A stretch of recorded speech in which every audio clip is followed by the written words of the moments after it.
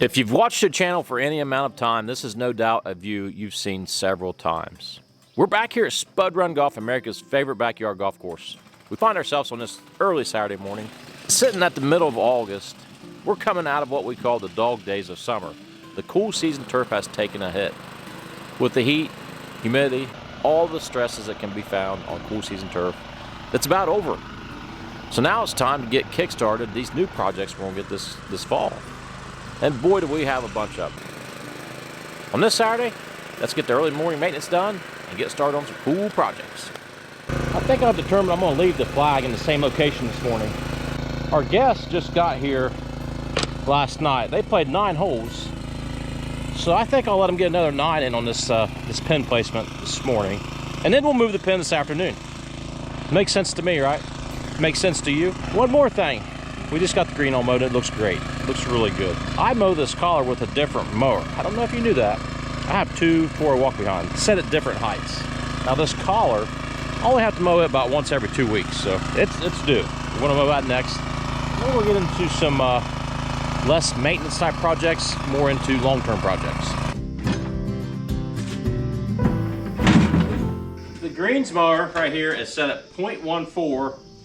This is set at 0.55.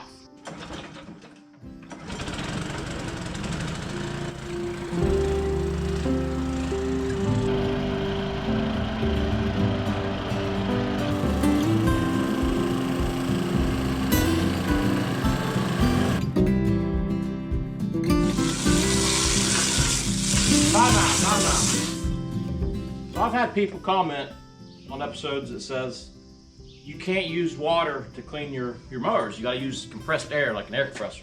I don't know if you've never done it before, but when you're mowing with the Fairway mower or these real mowers, it's sopping wet, like the dew, the moisture from the grass blade itself, it packs in there. You can't just use a blower.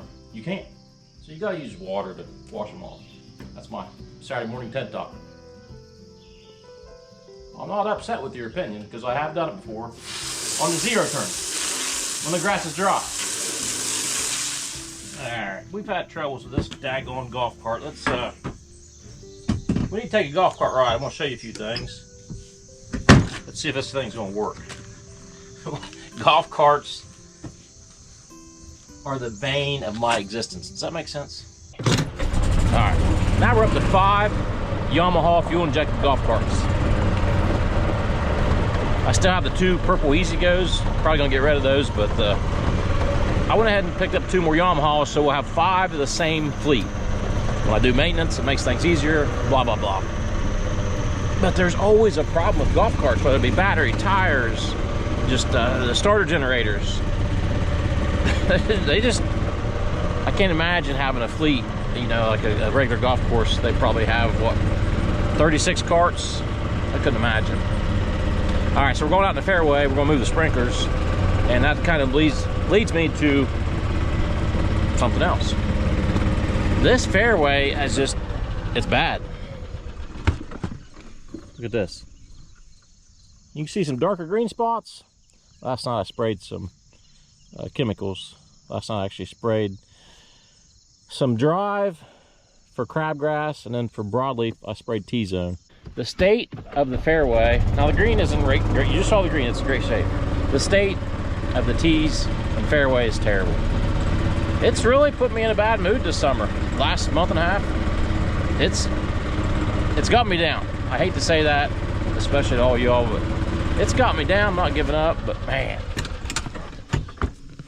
Now let's talk about why my fairway sucks right now. In the spring, I said the golf course is in the best shape it's ever been in. It was. This fairway was just badass. It was plush. It was dark green. It was striping well. Everything was just money. So we had like 38% above normal moisture from rainfall throughout June into the first parts of July. We also had above average temperatures. So take tons of moisture. I mean tons of moisture, tons of rain, record rainfalls. You take that heat. That is recipe for disaster for the turf. Now, on a big golf course, you know they combat that with lots of fungicides, aeration, good drainage, I really didn't have any of those. I didn't. I did apply one application of fungicide, and I realized it was going to cost me way too much money to do the fungicides like they needed done. You know, if you do the fungicides, you do them right, you got to alternate a couple different ones. And in the heat of things, you're literally doing them every 7 to 10 days. And the budget just can't handle that. I mean, I would have spent another $3,000 or $4,000. So when I saw conditions were prime, I did apply one. I maybe done 2 applications, and I just couldn't stay ahead of it. I couldn't stay ahead of the disease pressure that we had. The drainage. So last episode you saw we got the drainage fixed, I hope. We've got those pipes in, we got the French drains in. So I think that'll help those immediate low spots. You know, those were the first to really go when it comes to the turf health. I've also been looking for aeration. Now last year on a video we showed the aeration of the Fairway and tees on this little ride-on gadget, and it done awesome. It was a couple $100. It was well worth it. But I'm also, just this morning on Marketplace, I finally found a little pull behind. It's only an hour or so away. That might be something that work. Now, that thing's 6 foot wide. I could pull behind a tractor. It's got the hydraulic lift, so when I'm going on the cart path or up to a tee box, I could raise it up and get it out of the way. Something like that would be handy. You know, he wants $3,800. Is it worth that? No, it's not worth that. I could rent the daggone thing from the local rental store 15 times to pay for that. Would it be more convenient? Yes, it'd be more convenient to have it, for daggone sure. And it'd probably get done quicker too. So I'm tinkering with that idea of aeration. And I think the key with aeration, coupled with everything I just said, and this is not a gripe, we just get so much play. So when we had those wet conditions, there was a handful of times I had to actually shut one group down. First time I ever told a group they couldn't play for 2 days because it was so wet. But the rest of the time I let everybody play. What I'm saying is the carts, you know, all those carts just running up and down the fairway all the time, one fairway. That compaction, I think, compounded the fairway issues. It really did. Now let's talk about the next project. This is a dirt moving project. This involves heavy equipment. Remember this right up here? That was the old number 2. This year it's number 3. Last September we built that rock wall, installed Kentucky bluegrass. Let's go talk about that. The sprinklers just went off, so it does lay a little bit wet. It'll soak in pretty decent. I will grade that Kentucky bluegrass down there, I want to say F and D. I am not pleased with the results we've had so far. Obviously growing grass has not been ideal here this summer, so I'm going to aerate and overseed and top dress that. Hopefully once conditions get better for that grass, we can get that Kentucky bluegrass in better shape. But what I'm up here, last fall when we done this project, we had a master plan, and that master plan was we made this bottom tee a lot bigger.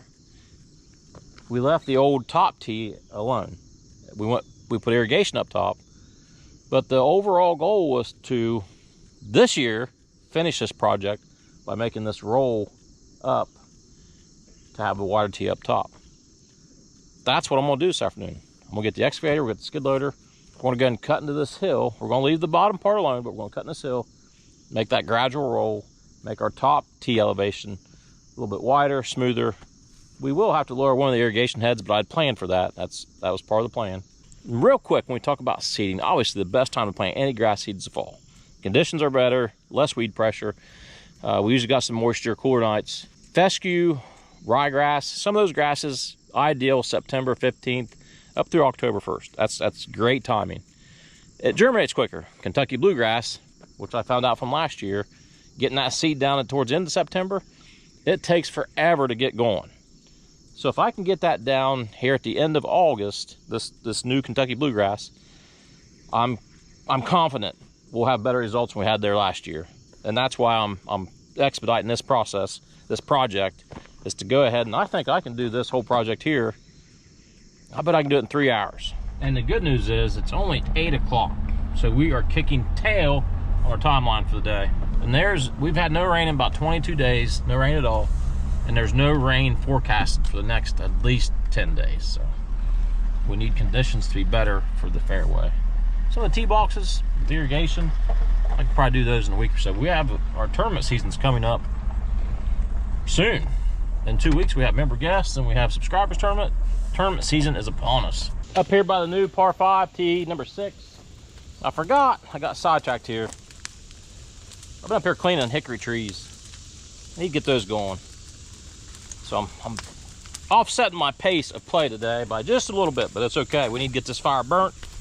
We got a bunch more piles down here. Up here by number 6 tee, we've got about a 200-yard long, won't call it a field, but it could easily be a field with a little damage from the track hoe. That's for sure. So what goes through my mind before I tackle something like this? You know, I guess a guy could get all fancy with the transit, drawings. We just start digging and we'll feel ourselves through this process. Now there's a couple things I do know.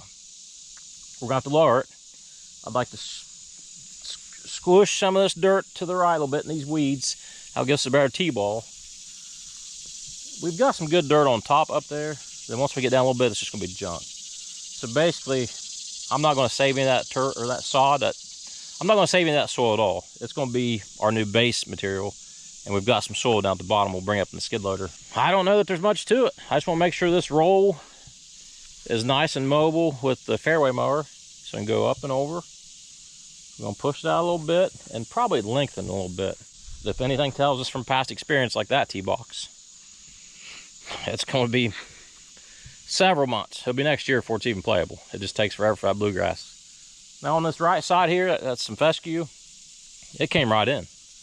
Bluegrass on the tee took forever, but the bluegrass, it looks good. It's got some weeds I sprayed there today, but it's starting to get good.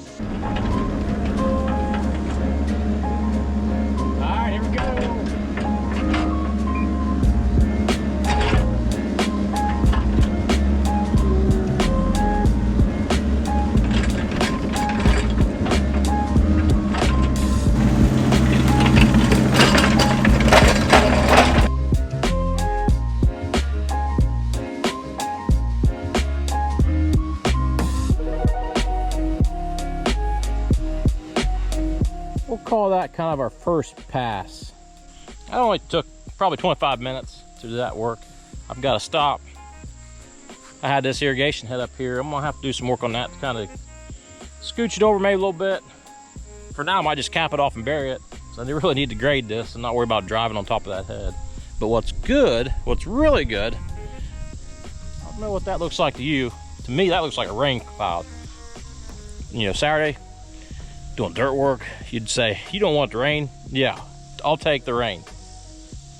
That could do in 15 minutes what it takes me a week to do with that sprinkler down there. So I will take a downpour right now, yes please. We're gonna go grab the skid loader. We're gonna need it up here anyways, and I can really clean that layer up so I can get a visual with the loader pretty quick. Get some plumbing stuff. But what is surprising, we're pushing noon probably, and our golfers still have not made it over, which I'm kind of out of the way here. The only time I'll have to move is when they play hole number 8, which shoots over top of this one. So the rest of the holes I'm out of the way.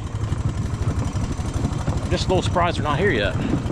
The trip leader said he was one of the first 50 subscribers on the Spud Run YouTube channel. How cool is that? That's pretty cool. We should probably go check on the fire also before we get moving any farther.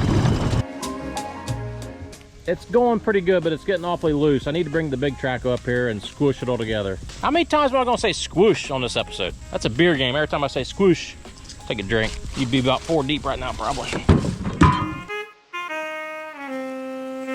Time to do some surgery here on this little piece of irrigation line. Nothing crazy. We did not get any rain. And I'm going, this is a small rain bird head. I'm going back up to a 6504. Because we're making the tee bigger, for one, and this bigger head will get us more water out. And this whole tee box is a 1 zone, so the tricky part will be I'll need to keep this moist all day, so it'll probably run 3 times without soaking that. And then when golfers play, you know, I'll probably set it for like 6 a.m., 11 a.m., and probably like 3 p.m. So I'll probably put a little sign up that says, hey, this irrigation turns on. Imagine being in your backswing and the old irrigation turns on. All right, I think that's about good. Now this is typically, we'd have some swing pipe on here, but I made all this work. Kind of scrounged through what fittings I had back in the maintenance shop. it's going to work. Hopefully here in a couple hours, we will be putting the water to the seed.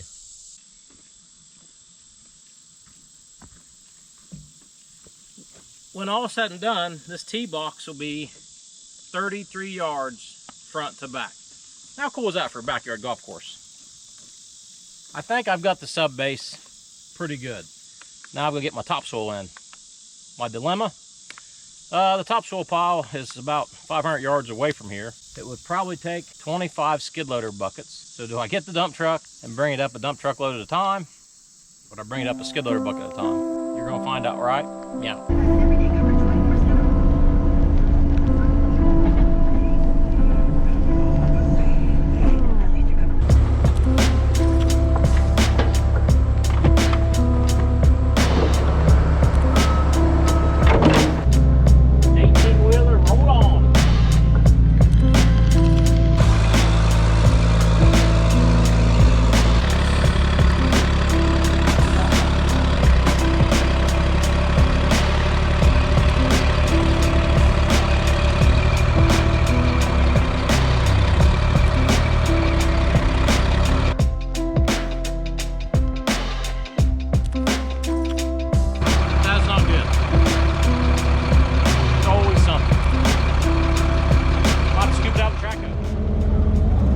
This is not ideal. Not ideal at all.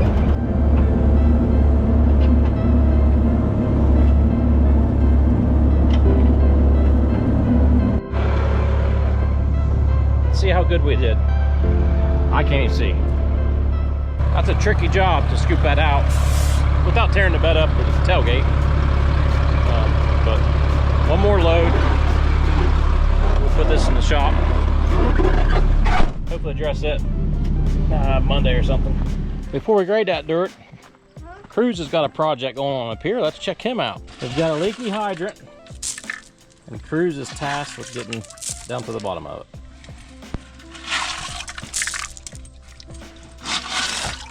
All right, Cruzy's found the leak. What we got? It's leaking out the weep hole on the hydrant, so we just gotta replace the hydrant. So we got a new hydrant here. So that's the weep hole, which is only supposed to drain the water out of the neck when you turn it off. Right now, it's running out full time. Now, lucky for us, we got a shut off, so we shut the water off to the mill shop here. And lucky for us, we also put a culvert in, so we don't have to bust up any concrete. Getting close. How did you stay so clean, Rambo? There we go. Wait, this is the yellow piece that was in there. Yeah, there you go. Bring it, bring it. There's a rubber gasket in here that's bad. It's allowing that water to travel up and out that. That's what was causing our leak. We've had trouble with this hydrant for a while. How much did you get paid for this job? 20 bucks. Mm-hmm. Let's turn it on and see what it does. Looks good. So Cruzy uses 20 bucks to buy a trolling motor from the neighbors. We just got it hooked up. We put it in there, first cast he made. Look what he catches. I would say it's probably 6.5 pounds.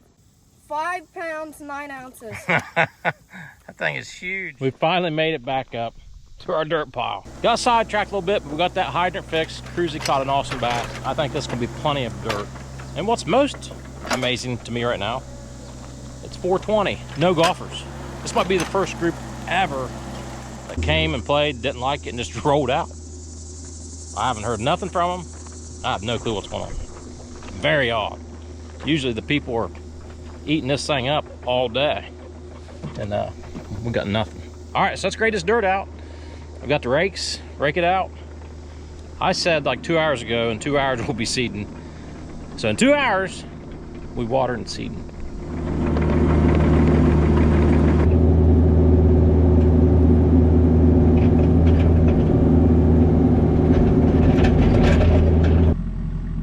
I think we're getting pretty daggone close. All right, I got my grade really good. And to get where I drove back and forth, I just packed it down. So to get my good seed to soil contact, I'm gonna go over the whole top, just scratch it down by 1/2 inch, just to knock it loose.